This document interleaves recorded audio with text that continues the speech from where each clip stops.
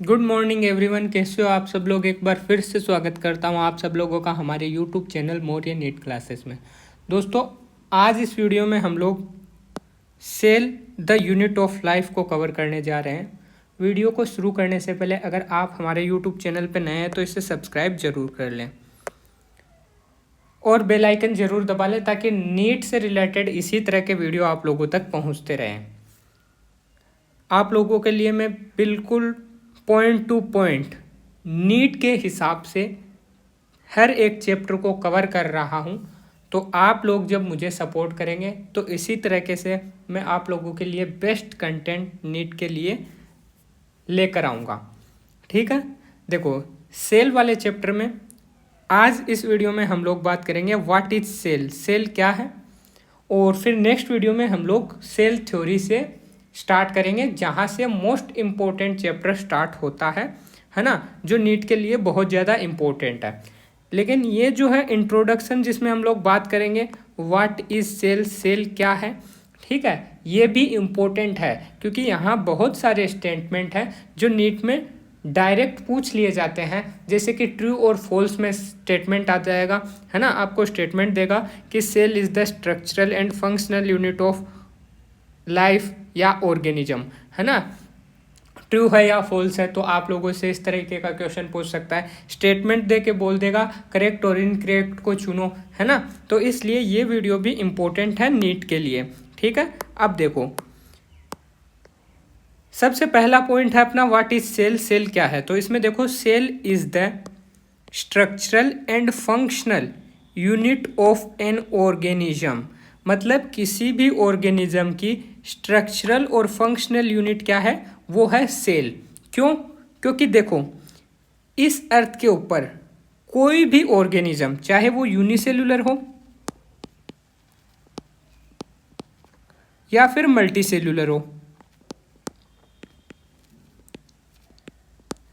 इस अर्थ के ऊपर कोई भी ऑर्गेनिज्म, चाहे वो यूनिसेलुलर हो या मल्टीसेलुलर हो, ये दोनों ही किससे बने होंगे, सेल से। इन दोनों की बॉडी सेल से ही बनी हुई होगी, मतलब इनकी जो स्ट्रक्चर है वो सेल से ही बनी होगी। बिना सेल के ऑर्गेनिज्म पॉसिबल नहीं है। तो स्ट्रक्चर जो बनता है किसी भी ऑर्गेनिज्म का, है ना, वो सेल से ही बनता है, इसलिए ये स्ट्रक्चरल यूनिट है। ये हम लोगों को समझ में आ गई है बात।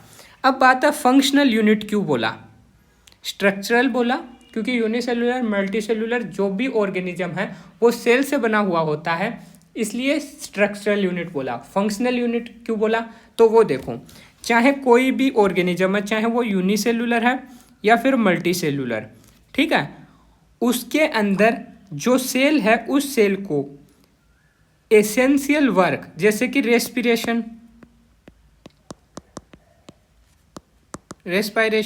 है ना, डाइजेशन या मेटाबॉलिज्म ले लो,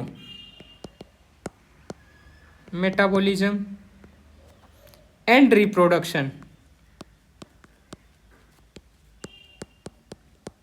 जो लाइफ के लिए एसेंशियल वर्क है, रेस्पिरेशन, मेटाबॉलिज्म या रिप्रोडक्शन, इन एसेंशियल कामों को करने के लिए ऑर्गेनिज्म को किसकी ज़रूरत है, सेल की ज़रूरत है। बिना सेल के रेस्पिरेशन, मेटाबॉलिज्म और रिप्रोडक्शन पॉसिबल नहीं है।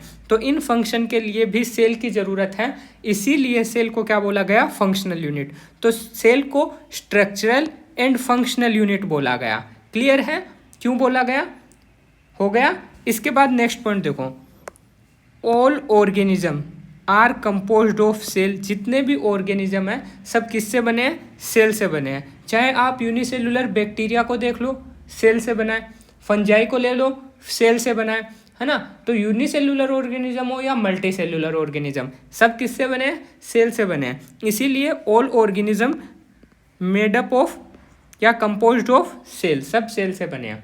ठीक है, हमारी ही बात ले लो, एक एनिमल, ठीक है, जिसमें बहुत सारी सेल है, तो ये बहुत सारी सेल वाला इंसान जो है ये भी बहुत सारी सेल से मिलके बना है। पता है ना कि एक सेल मिलके ग्रुप ऑफ सेल बनाती है जिसे हम टिश्यू बोलते हैं। टिश्यू मिलके ऑर्गन बनाता है, जैसे अपने अंदर किडनी है, ब्रेन है, हार्ट है, ये सब क्या है, ये सब ऑर्गन है ना। तो ये सब ऑर्गन है। अब ऑर्गन मिलके पूरा ऑर्गन सिस्टम बनाता है, जैसे कि डाइजेस्टिव सिस्टम है, रेस्पिरेटरी सिस्टम है, नर्वस सिस्टम है ना, सिस्टम। अब ये सिस्टम बन के पूरा बॉडी बना रहे हैं, है ना, पूरा बॉडी बना रहे हैं। जैसे ह्यूमन है तो ह्यूमन की बॉडी बना रहे हैं, है ना, कोई अदर एनिमल है तो उसकी बॉडी बना रहे हैं, पूरे ऑर्गेनिज्म को बना रहे हैं। ठीक है, तो स्टार्ट कहाँ से हुआ था? एक सिंगल सेल से, और पूरा ऑर्गेनिज्म बन गया, है ना। तो जितने भी ऑर्गेनिज्म है इस अर्थ के ऊपर, जो लिविंग है, जो जिंदा है, वो किससे मिलकर बने हैं? सेल से। ये पॉइंट क्लियर है।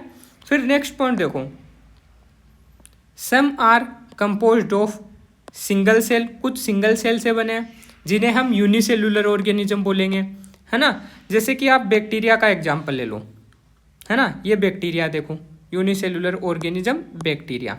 तो बैक्टीरिया जो है वो एक सिंगल सेल से बना हुआ है, ठीक है। अब ये जो सिंगल सेल है, इस बैक्टीरिया की पूरी बॉडी किससे बनी है? एक सिंगल सेल से बनी है, बिल्कुल सिंगल सेल से बनी है। अब इसको जितने भी काम करने हैं, मेटाबॉलिज्म करना है, रेस्पिरेशन करना है, रिप्रोडक्शन करना है, इन सब के लिए, इन सारे फंक्शन के लिए ये इस सिंगल सेल का ही यूज करेगा, है ना। तो ये जो बैक्टीरिया है, ये बैक्टीरिया एक सिंगल सेल से बना है। इसका स्ट्रक्चर और सारे फंक्शन जो एसेंशियल है लाइफ के लिए, इसके जिंदा रहने के लिए, वो भी सारे इसी एक सिंगल सेल में ही होंगे, है ना।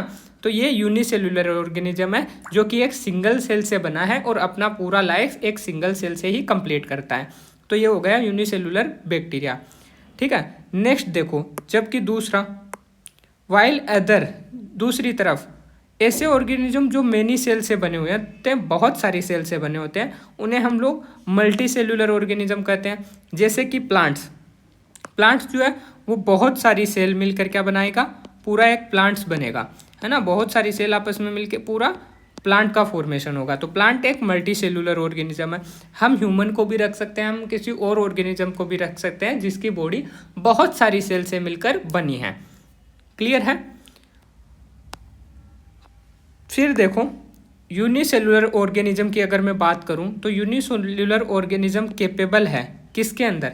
Independent existence. इंडिपेंडेंट एग्जिस्टेंस का मतलब क्या है कि एक सिंगल सेल है, सिंगल सेल है, एक सेल है जिससे उसकी बॉडी बनी है, ठीक है। अब उसी सिंगल सेल में जितने भी एसेंशियल फंक्शन है, जैसे कि रेस्पिरेशन उसी सेल में हो रहा है, जो भी उसको जिंदा रहने के लिए करना है, मेटाबॉलिज्म उसी सेल में हो जा रहा है।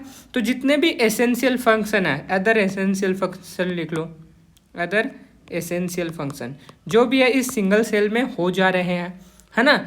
इसीलिए हम बोल सकते हैं रिप्रोडक्शन भी ये सिंगल सेल ही कर ले रही है। इसीलिए हम लोग बोल सकते हैं कि एक यूनिसेलुलर ऑर्गेनिज्म कैपेबल है इंडिपेंडेंट एग्जिस्टेंस, मतलब अकेला अपना सब कुछ देखने के लिए, किसी और पे डिपेंड है ही नहीं, सारा काम खुद से कर लेगा, ठीक है। फिर देखो, perform, next point, perform the essential function of life. बिल्कुल अभी मैंने बोला लाइफ के जितने भी एसेंशियल फंक्शन है सब वो करने में कैपेबल है, इसीलिए तो इंडिपेंडेंट एग्जिस्टेंस है उसका, ठीक है। और इसके लिए आप बैक्टीरिया वाला डायग्राम देख सकते हैं, ठीक है। नेक्स्ट पॉइंट देखो, एक बहुत अच्छा पॉइंट है एनसीईआरटी का जिसको मैंने नोट में लिखा है यहाँ, anything less than a complete structure of a cell. कोई भी एक ऐसी चीज जो एक सेल की कंप्लीट स्ट्रक्चर से कम है, एक कंप्लीट सेल की स्ट्रक्चर से कम है, ऐसी कोई भी चीज does not ensure independent living, उसको हम लोग इंडिपेंडेंट लिविंग नहीं बोलेंगे, है ना। तो कोई भी ऐसी चीज, एनीथिंग, कुछ भी जो लेस देन एक कंप्लीट स्ट्रक्चर ऑफ सेल है, उसे हम इंडिपेंडेंट लिविंग नहीं बोलेंगे। जैसे कि वायरस, एग्जाम्पल में क्या है? वायरस। यहाँ एक डायग्राम बनाया, अब देखो वायरस में ये बाहर वाला जो पोर्शन है इसको हम लोग क्या बोलेंगे? प्रोटीन बोलेंगे। क्या बोलेंगे? Protein coat, protein coat, coat. अंदर ये वाला पोर्शन जो है ये पूरा डीएनए है, डीऑक्सीराइबोन्यूक्लिक एसिड, है ना। अब खास बात क्या है, इसके अंदर साइटोप्लाज्म नहीं है, वायरस में साइटोप्लाज्म नहीं है। और जितनी भी एसेंशियल फंक्शन है, जैसे कि मेटाबॉलिज्म हो गया, है ना, कोई भी केमिकल रिएक्शन है, ठीक है, वो उसके लिए क्या चाहिए, उसके चलने के लिए मेटाबॉलिज्म के लिए साइटोप्लाज्म चाहिए, रेस्पिरेशन के लिए साइटोप्लाज्म चाहिए, है ना। तो अगर इसमें साइटोप्लाज्म ही नहीं है तो इसमें जितने भी एसेंशियल फंक्शन है लाइफ के लिए, जिंदा रहने के लिए, वो नहीं होंगे। इसीलिए हम वायरस को लिविंग कंसीडर नहीं करते हैं, है ना, इंडिपेंडेंट लिविंग कंसीडर नहीं करते हैं। क्यों? क्योंकि वायरस एक कंप्लीट सेल नहीं है, वायरस एक कंप्लीट सेल नहीं है। क्यों? क्योंकि इसके अंदर साइटोप्लाज्म नहीं है, साइटोप्लाज्म नहीं है तो ये कंप्लीट स्ट्रक्चर ऑफ सेल नहीं है, इससे कम है, जो इससे कम होता है उसे अपन इंडिपेंडेंट लिविंग नहीं बोलते हैं। तो वायरस लिविंग है या नॉन लिविंग, इसका आंसर कमेंट करके दो, ठीक है। क्यों है इंडिपेंडेंट लिविंग कंसीडर क्यों नहीं किया जा रहा? क्योंकि इसके अंदर अपना साइटोप्लाज्म नहीं है। तो साइटोप्लाज्म नहीं है तो उससे क्या होगा, उससे ये अपनी जितनी भी एसेंशियल फंक्शन है वो परफॉर्म नहीं कर पाएगा, ठीक है। फिर देखो हिस्ट्री की बात करते हैं थोड़ी। हिस्ट्री में देखो सबसे पहले फर्स्ट सेल डिस्कवर किसने किया? तो आंसर आएगा रॉबर्ट हुक। कहाँ से? कॉर्क सेल में उन्होंने किया था, जो कि एक डेड सेल थी, ठीक है। फर्स्ट सेल को डिस्कवर किया रॉबर्ट हुक ने, कॉर्क सेल थी और डेड सेल से किया था, और ये डेड सेल था, ठीक है। उसके बाद फर्स्ट लिविंग सेल को डिस्कवर किसने किया था? तो वो किया था एंटोन वॉन ल्यूवेनहोक ने, ठीक है। थर्ड पॉइंट है न्यूक्लियस की डिस्कवरी किसने की थी? तो वो है रॉबर्ट ब्राउन ने। किसने की थी? रॉबर्ट ब्राउन ने। एक पॉइंट और लिख लो, न्यूक्लियोलस, न्यूक्लियोलस की डिस्कवरी किसने की थी? Discovered by Fontana. कौन है? Fontana, Fontana. इसी तरीके से आपसे पूछे माइटोकॉन्ड्रिया की डिस्कवरी तो आप बोलोगे बेंडा। कौन बोलेगे? बेंडा, ठीक है। राइबोसोम की पूछे तो जॉर्ज पेलाडे, ठीक है। तो ये कुछ पॉइंट है, ठीक है, याद कर लोगे। तो ये था अपना इंट्रोडक्शन सेल वाले चैप्टर का। कल हम लोग सेल थ्योरी को स्टार्ट करेंगे, है ना, जो कि इम्पोर्टेंट होने वाला है लेक्चर बहुत ज़्यादा नीट के पॉइंट ऑफ व्यू से। आज वाला जो पोर्शन है वो भी इम्पोर्टेंट है, क्योंकि उसमें जो एक एक लाइन है जो मैंने आपको लिखवाई है वो बहुत ज़्यादा इम्पोर्टेंट है, क्योंकि इनकरेक्ट या करेक्ट स्टेटमेंट में या ट्रू और फॉल्स स्टेटमेंट में वो लाइनें आपसे पूछी जा सकती है, ठीक है। क्लियर है? तो आज के लिए इतना ही। अगर आपको हमारा ये वीडियो पसंद आया तो इसे लाइक कर दें, अपने दोस्तों तक शेयर कर दें, और चैनल पे नए हैं तो इसे सब्सक्राइब जरूर कर दें। मिलते हैं नेक्स्ट वीडियो में। Thank you.